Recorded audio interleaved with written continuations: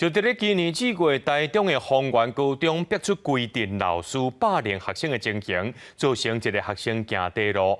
这学校的霸凌调查结果第2份出来了，说是认定老师无霸凌的行为，只是管教上过头尔。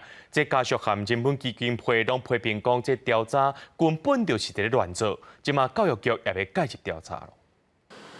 台中丰原一个公立高中的学生，今年2月，那像是去互7个老师霸凌了后自杀身亡。涉案的学务主任去用听评，学校的调查报告也要去互教育局退倒转来。重新启动调查的结果，在开学进程出来，要是否认定是管教失当，霸凌案无成立。要件就是必须他是故意的、长期的。那这个是霸凌的调查小组去认定，目前就是霸凌不成案。学生因老爸对这个结果是完全无法度接受，批评调查小组竟然依全学校的问卷来决定感受霸凌的情形，还佫特别排除因囝的班级，这种调查完全是走前去。那问卷是他问全学校的意见，那不是当事者，他们怎么会知道我小朋友受到的委屈？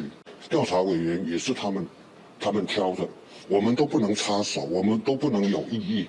人本教育基金会批评讲，这个案件内底，老师集体霸凌学生有甲年半的时间。4月份学校要召开校事会议，认定学务主任、主任教官甲2个校创人员不当管教的情形真严重。不过，即马霸凌的调查报告，算是把这个事件拆开来看，落尾结论是轻度至中度管教失当，前后矛盾，是离经各含糊。霸凌有一个很重要的一个目的，就是要把所有的事件脉络理清楚。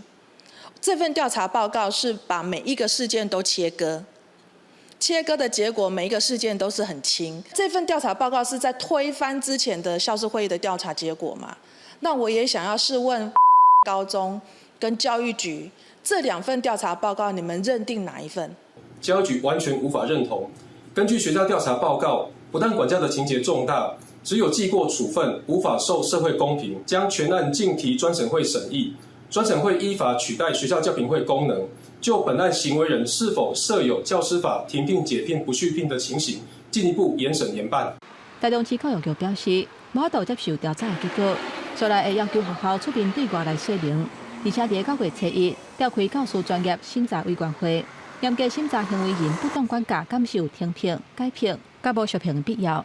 若这个霸凌案的部分，死者因老爸甲人本会对学校提出申诉。记者综合报道。